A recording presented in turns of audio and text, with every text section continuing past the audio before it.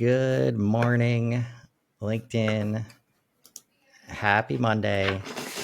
Here again with Tony Dowling talking HubSpot strategy, building your strategy into HubSpot. How you doing, man? I'm very well. Thank you very much for having me again. This is quickly becoming a highlight of my week. Hey, I enjoy coming on and chatting to you very much. I appreciate that very much. And I think we're onto something here, both from these strategic conversations, just having conversations out loud in a conversational way, getting a lot of good feedback. But it's feels to me like when we're trying to solve like age old problems like digital transformation and CRM adoption, it's like we got to at least try something else. Yeah, yeah.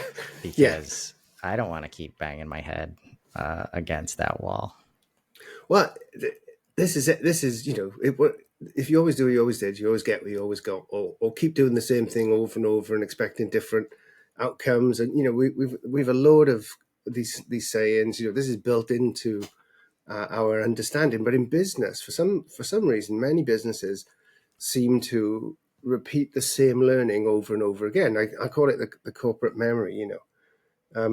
It's literally true when people move from business to business, you lose your memory. But it seems to be that none of these things stick. We're so busy, we're so consumed, I think, by the day-to-day, by the wildfires of what's going on around us, that it's faster and easier just to solve that problem again, rather than go, right, everybody stop. We solved this problem last week and last month and the month before that, and we've not made the change, right? We've not done the thing that we need to do. And it sort of leads me into talking about what I wanted to talk about today, which regards strategy and adoption. As you know, Chris, adoption is very close to my heart. There's no point in having HubSpot if nobody uses it. And there's no point in making these changes. There's no point in trying to do these things differently if nobody does them. So the question becomes, well, okay, so how do you do it? And I think what I'm learning is that the answer to that question is an answer a lot of people don't want to hear. I don't know who's guilty. I don't know if it's HubSpot sellers who focus on the features and the use cases of HubSpot and say, yeah, this will fix this. Because of course it won't. The tool doesn't fix it. The tool enables you to fix a thing, or whether it's HubSpot's onboarding, which is famously light touch, should we say, to be kind, or even partners onboarding, to kind of progress to a sale. Are we downplaying the effort that is required to go into putting your strategy into HubSpot? Because it's a huge effort. This is not about just changing, right? So if we've talked about this millions of times, if you're going to use HubSpot as a point solution, if you're going to say, okay, let's now do our socials in HubSpot instead of Hootsuite, well, that's a piece of cake, right?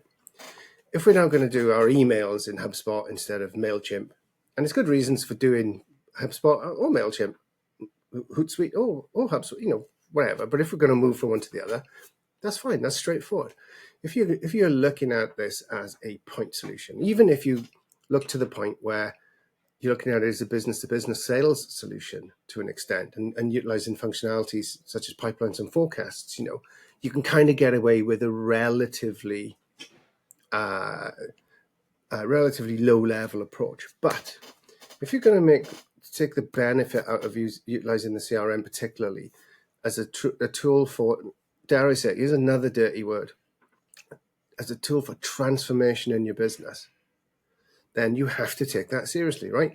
And I think you commented on one of my posts last week where I talked about this is it's a whole big thing doing HubSpot. It's a whole thing, And you said something along the lines of like, I was going to terrify people. And I think that's right. I think we're avoiding the conversation. I think we're avoiding saying to people, right, guys, this is not one and done. This is not a 2-week exercise. This is not even a 3-month exercise, And I'd like to talk a little bit about that today. Yeah, and it was about like, I think you mentioned the words like big project or something like that. And I said that phrase alone just scared the shit out of everybody. Yeah. And because it's not an easy button. I'd argue that it's pretty impossible at this point to bring HubSpot in as a point solution without drawing, what could be conversations when they see the rest of the platform. If there's any kind of, usually there's some level of customer centricity, understanding, like they've made a product, they figured out who wants it and who buys it, and then they build all this process to manufacture it, whether it's software or physical products. There's a manufacturing process to get this thing in the hands of customers, and there's a lot of black and white to the non-human pieces of that process, right? That you don't necessarily need a bunch of I guess collaborative efforts. It's very easy to communicate. Okay, A plus B equals C. Now you do C plus D equals E, right? There's a lot of black and white, ones and zeros. It's math problems, right? There's no human behavior to worry about. Alongside that, the only time they're asked to do like org wide, activities are usually related to regulation, like Yeah. health and safety, HR stuff, right? Which I'm not gonna say they've had no problem doing. Some are better than others at that. Yeah. Yeah. But it's like, okay, I'm risking my business if I don't do this thing, Yeah. and we They're got to get everybody sufficiently together, motivated to get through it. Exactly right. Exactly right. And that's where it's like, you could look at this from a risk perspective or an opportunity perspective, but either way, if you don't get your customer data and processes, if you don't get that shit together, you are putting the business at risk. Sometimes you're even putting your customers at risk. People right? don't understand this. Absolutely don't understand. Here's a question for you, right? I don't know. Let's not point at anybody or criticize anybody, but here's a question for you. I would be willing to put cash money on the table that most HubSpot partners, and by most I mean 51% or more, right? Most HubSpot partners aren't asking the question, what do you want a CRM for in the early days of their engagements with these businesses, right? I'm willing to bet real cash money that most of us, hands up, most of us get asked for a CRM, get told they want a CRM, a decision's been made, and the CRM is obviously the solution, and we get no deeper in the organization than requirements gathering, process mapping, and the replication of the portal, right? So the question to a lot of partners, I believe, and share with me in private, brothers and sisters, if you feel this, or tell me in public if I'm wrong, right? But the reason why that business is going into a CRM is a mystery to you, and probably to the business as well. So let's break that down, right? A CRM is a simple thing, but I believe it's existential in terms of the development of your business. Okay, this is what it's about. Put it in really simple terms.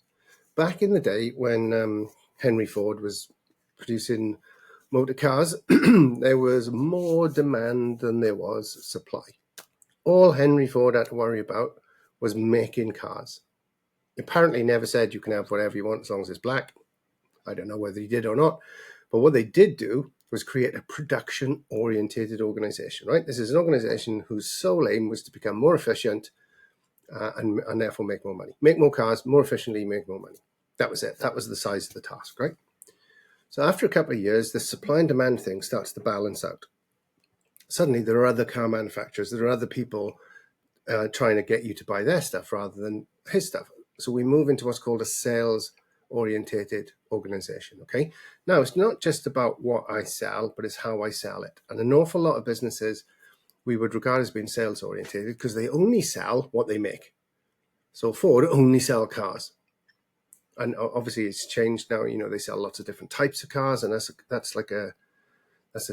development of that idea, right? But basically, in order to shift my stuff, I have to sell it. And this is where I think the problem with sales becomes, because if you sit in front of a salesperson who's just going to knock you over the head with a hammer, their product, because that's what they're there to do, right? They're there to sell their product. So that led us to something called marketing orientation. And the marketing orientation was about skating, as Gretzky famously said, if I can say that as a non-North American, skate to where the puck is going to be, right? So that's what marketing is about. And I just watched the Steve Jobs video, the launch of the iPhone in 2007. It's just, if you're a geek, if you're an Apple fanboy, it's just an amazing video. This thing was a phone and an internet device and a music device and a camera all in one device. It was absolutely mind-blowing, right? Nobody even knew they wanted it. Just like nobody knew that they wanted the MP3 player before that, the iPod, and just like nobody knew, and many people didn't even believe that they wanted the iPad when they launched the iPad. How wrong were they, right? So that's the marketing orientation. But things have changed again dramatically, and we've moved into what we call the digital orientation. Now, digital orientation doesn't mean using CRMs. It doesn't mean being digital. It doesn't mean having lots of information from IoT coming into a dashboard and so on and so on, although those things are part of the journey. If you want to become digital, those are some of the things you do. Digital orientation is about three things. It's about being customer-centric. And again, I'm willing to put real cash money that I can prove most businesses, 51% or more, and it's probably 90% or more, are not customer-centric. Despite what they think, first of all, if you've got a shareholder, you're not customer-centric. The end. You can't even have that argument with me because you're profit-centric. That is different from being customer-centric, right? So that's the first thing, customer-centric. The second thing is data-driven. I'll be willing to put money. Now, 51% or more of those businesses out there are not using data to make decisions. They're doing what they always did. They're using gut instinct. They're putting fires out, the same fires that they put out over and over and over again, because they're not looking at the information. They're not looking at the digital data that would allow them to make stronger, better, maybe, Chris, hard decisions. And the third and the final thing is they're technologically enabled, right? Now, this could apply in your world, in a manufacturing scenario, in a production scenario, where we're moving into Internet of Things, we're moving into more efficient machineries. We're looking at, the way we're loading up jobs onto the supply line to make sure that we're not wasting resources, and right away through to HubSpot CRM systems for sales teams. Right, that's what being technologically enabled is. None of those three things in isolation means you're digital. All of those three things combined together means you're a digitally orientated organization. You move from production through sales, through marketing into digital orientation. That's what's at stake. That's what is at stake when we talk about doing HubSpot, getting onto the CRM, right? This is where we're trying to move you to. The pieces that HubSpot brings, and any CRM, but we're HubSpot aficionados, if you like, that tick off those three things, becoming customer-centric, right? Okay, so I've got reports up my behind. I can look at the customer journey. I can take feedback from surveys. I can try to understand what forms are doing. I can A/B test everything. I can split, right? So I know exactly what the customer is telling me. I'm data-driven because I've got the CRM. It's recording every keystroke. It's not literally recording keystrokes, but it's recording the moves my salespeople are making, my marketing people are making, and my customers are making. The customer service interactions and the impact that's having on things like average order values and time to close and all of that kind of stuff. It's at my fingertips. And obviously the technological enablement, that's what HubSpot is. It's a technological enabler, right? So this is an existential decision that you're making. This is not, right, okay, let's use a CRM. Let's put in an email tool. Let's do this or this or this. This is, we should be, because we're marketing orientated, or worse, like most businesses still are, sales orientated, or worse, like some still are, production orientated. You should be asking yourself the question, how do we become digitally orientated? How do we used to call it digital transformation. I promise I won't use that phrase again today because it's too scary. I'll use it. I use it every day. Well, clearly I use it every day, but it frightens the pants off people, but because that's what's required, right? I've worked in organizations in the past where we have unsuccessfully and successfully, so being seen both sides of this issue, transitioned a business from traditional to digital. And it is enormous undertaking with high risk, with enormous reward. And, the reality is today, I've said this to you before, if you don't do it soon, within my lifetime, your business is going to die. If you don't Yeah. do it soon, if you don't do it within the next 10, 20 years, you're just not going to be at the races anymore.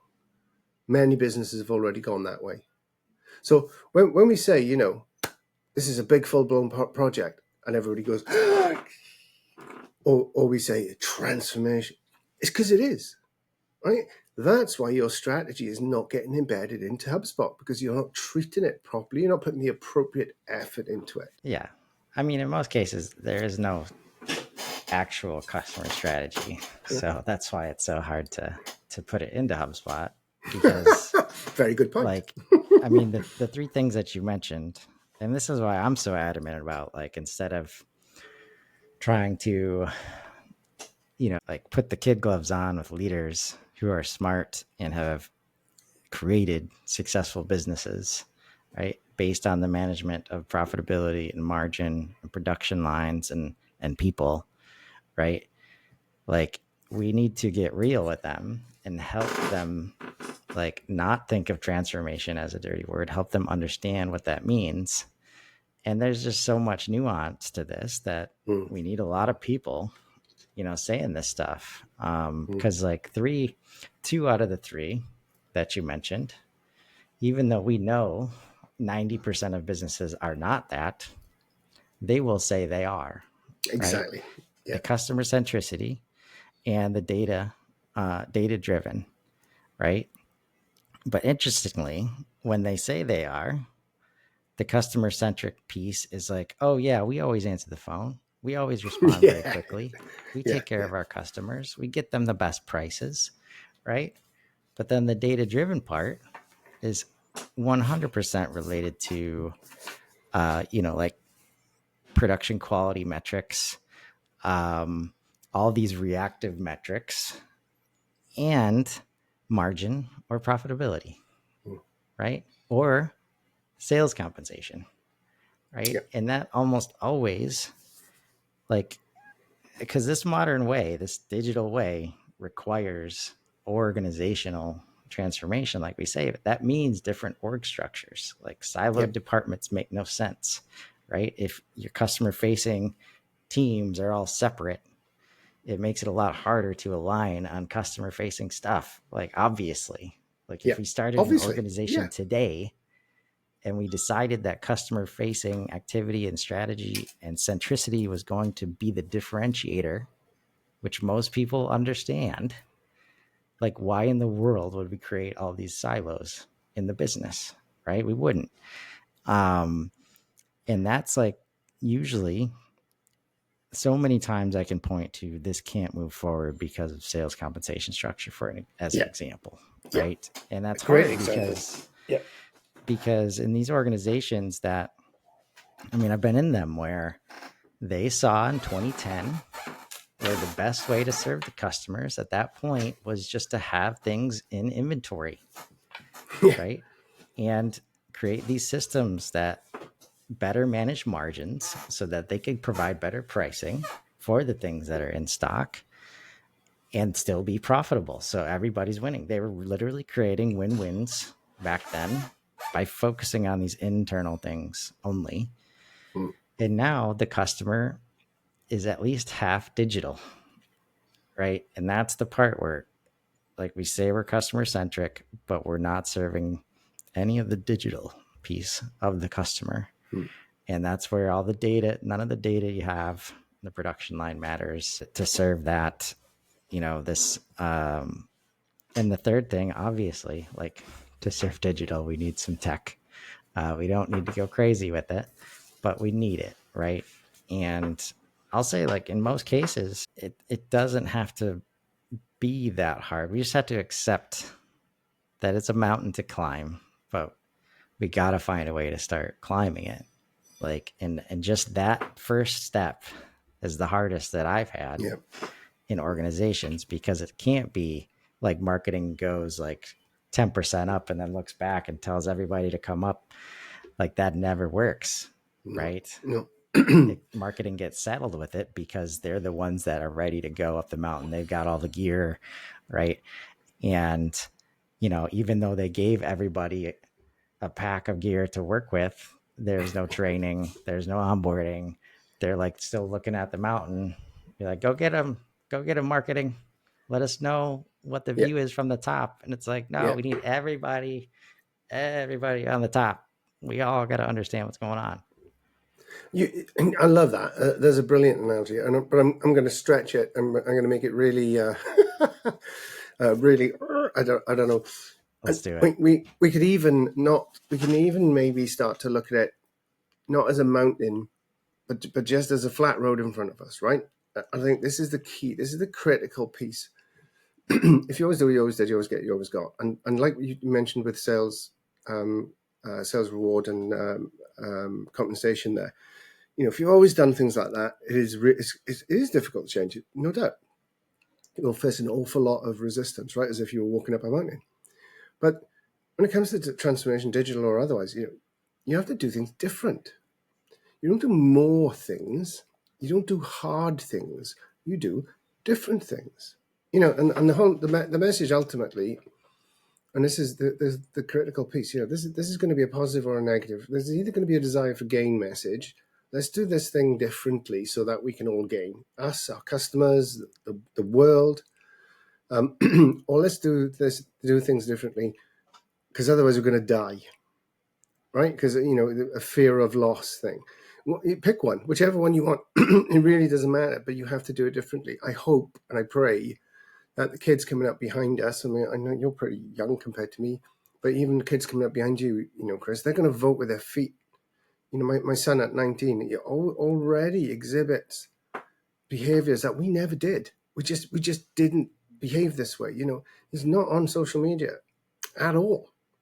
He has a closed group of friends on a social platform that he uses. He doesn't broadcast all this shit out to everybody all over the world. He's terrified of people scamming him or robbing him or stealing his identity or any of these things, right?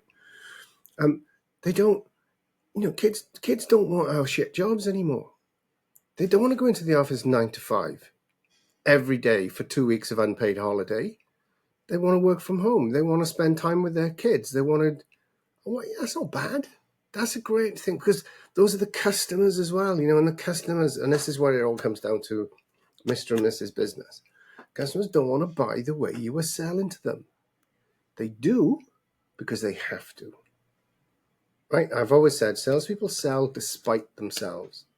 Okay? Not all salespeople, some salespeople are great, but the majority of people out there are selling despite themselves. They royally screw it up and kill the customer relationship and still get the sale because the customer's got no choice. Either they've invested so much into that purchase decision already that they can't be bothered to start it again, or you're the only place they can buy it from. That's changing. It's changing in front of our face. We've been seeing it for 20 years. We've seen it change. Amazon has changed it. Everything changes it. You don't even get a cab the way you used to get a cab. This stuff is all changing. And as the kids come through, the generations come through, it's just going to get harder for traditional businesses to do it the way that they do it. That's why I say this is existential, right? But nobody wants to hear this stuff. We have two types of customers as HubSpot partners, don't we? We have those who come running to us going, help us. We've seen the light. We're part of the orange wave. We want to jump on. And those are brilliant. And then you have other people who are like, nope, I'm all right, thanks. I'll be fine. Yeah. And they're not going to be. Right. No, that's where it's like, when we started the agency, it's like, okay, we want to serve manufacturing, but if they're going to be reactive, we don't know. Like, you gotta wait till the building's on fire. Yeah. Right. And the system goes down and we can't, process orders for a day. Like, we got to wait for that stuff to happen. Yeah.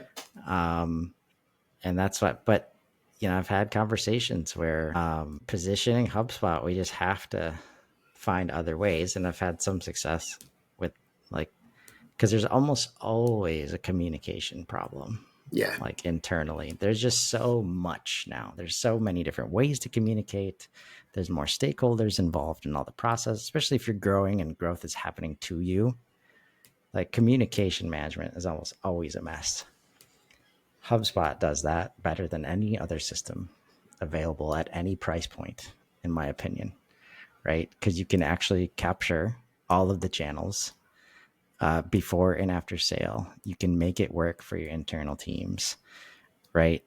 And like that's where it's, if you need something else like customer and, or not customer, but communication and relationship management is what CRM could stand for. And when you That's what start, the platform is for. 100%. That's the whole point of a customer platform versus these point solutions that all it's that, so that you can. We used to call it. What did we used to call it? We used to call it omni-channel. Do you remember that? That was a phrase for a couple of months. Omni-channel. Wherever you look, customers are messaging you, and yeah, HubSpot brings it all into one place. yeah, it really does. And that's, I like, it's just kind of understanding that there's a lot of unlearning that needs to be done thanks to Salesforce, in my opinion. And like CRM, I've been surprised like about how many different definitions I hear Mm. for that, right? What a CRM is supposed to be doing for a business, what it actually does. Like, in this tale of like, oh, we only should have the sales contacts in there, right? And there's so much confusion about which people should be labeled as marketing contacts. And Yeah, this yeah, is where the true. the Yeah, SaaS space has done no favors to anybody by trying to find, they're selling stuff too. They're finding the pain points and they're selling to that, right? But there's just such a lack of understanding. Like CRM should be hands down the most important tool of a business. Like yeah. it's not close. That's why when I started this, it's like if that's the outcome that every business could have, and we still have entire industries not adopting CRM, there is a major understanding gap It's a really good here, point. It's a really right? good point. So I think that's where it is going to take, we're getting more and more people talking about, more and more people focusing on the onboarding gap specifically. Like there's no doubt about that. And, hopefully conversations like this, and it's really just like any kind of marketing or business growth effort, got to find a way to wrap our hands around this narrative about what this system should be doing for a business, what it could be doing for businesses. And as we all move in that direction, right, I think the understanding is growing. At least we're talking about it now. We're having these conversations. Um, and the fun part is like we know the gap is there, but we don't know who's in it, Yeah. right? Which is super challenging for us that want to get targeted and personalized and all this stuff. So I think, and what I'm feeling based on the feedback is just having open conversations is really the only effective way to bring in people where you have no idea, what their role is, what they care about, Yeah. right? Because a lot of this is just helping people understand how to think Yeah. about HubSpot And strategically. what questions to ask, and conversation. I'm a massive believer in the power of conversations. Conversations will be the solution, even within your own business. Even if you're afraid to bring hard-headed salespeople like us, oh my god, into your organization to talk about it. Talk amongst the people within your business. Talk to the kids. Talk to the finance people. Talk to your CSMs, and talk to your salespeople. Just literally have a conversation. Nobody knows more about your customer than your salesperson. Not even your CSM, your customer service or customer success person. Nobody knows more about the problems they face and what their attitudes are to your product and your pricing than your salespeople. Have conversations with them. Every single business I've ever known has had some kind of sheet of customers, whether that's latterly a spreadsheet or I go back far enough to be a printed sheet of names with addresses on it, right? It's like the most vital thing for a business. When you see what a CRM can truly do for you in terms of a list of the customer and the relationships you have with the customer, it's absolutely mind-blowing. And it's free. We're not even asking you to Yeah. spend money on the HubSpot version. Just have it for free. You might need to spend a bit getting it set up or doing some training or something. That's up to you. Because actually, all of that is available within the HubSpot ecosystem. People like Chris putting on webinars like this, so you can learn. HubSpot themselves do free courses. You don't even have to spend on this stuff, right? There's no agenda here. There's nobody trying to catch you out. Your business needs to become digitally orientated, otherwise it's going to die. It's just a Yep, question of how long it's going to take. exactly. I think that's a good place On that today. bombshell. Yeah. No, I mean it's true. And unfortunately some industries are just, because I've asked questions about that related to manufacturing in the US. There's a lot of nearshoring, onshoring activity, just so Hmm. much money Hmm. being dumped in, and it's like businesses in that area might not have to, like, the customers are going to be there. I think the people inside the businesses are going to cause the change first, Yeah. right? Because, like you said, I've been watching customers settle for years, and every business I've been in, I'm just like, can we just please take half a step forward and just crush the competition? Like, that's all we have to do is show the customers that we care, and we will win. And Oh my God, it's no more simple than that. It's no more complicated than that. I'm sorry. Show the customers we care. If right, we do, and if you don't, then you need to get out because there'll be no place for you in the modern world. right, Because people are appreciating. I don't want to get all thing on this, but we're all in this together. We're up against it. We're up against it as people. We're all in this together. We don't have to find a slight over somebody else or an angle on somebody else. right. We're all the We don't have same. to We're all worry about sharing the same stuff. what the competition is doing. Like, that's where, like, usually, like, sometimes the quickest win is, especially in small business, is a founder is there. Like, they actually know all this stuff too. They know the customer. They built the product. They did everything, Yep. and it's strictly a switch of mindset. Like, no, you cannot delegate the CRM anymore, right? You Yep. need to know how it works, why it works. It is the most important tool for you as the founder. Why wouldn't you want to be It's engaged your and design. understanding, It's your business right? design. And that's what should be in it. Yeah. Absolutely. Not some other idiot's idea of what you should be doing. It's what you want to be doing. That's the whole Right. point of putting your strategy into HubSpot. So it does what you want it to do. Yep. And that's often the fastest to get it in there. It's like, oh, the founder realized that. Yep. And it's like, hey, let's just spend an afternoon. Boom. There's your deal. Like, pipelines, like exactly as everybody wants. And it's like, all of a sudden, we don't have to have all these meetings just to get everybody on board. Right. Yep. So, Yep. yeah, I think we're Love it. we're getting there. Um, it's a journey, and we're welcoming in everybody right now. Uh, but seems like, the right thing to do, man. I think so. I think so for all sorts of reasons. And that's why I enjoy talking about it. And as we've said before, if anybody's listening, sorry, I set Alexa off there. If anybody's listening, got any questions on any of this stuff, reach out to Chris. We'll make it part of one of the pods. We'll talk about it in the future. Indeed. So think about those opportunities for topics that you might want to hear about, and let's grow. Have a great week, everybody.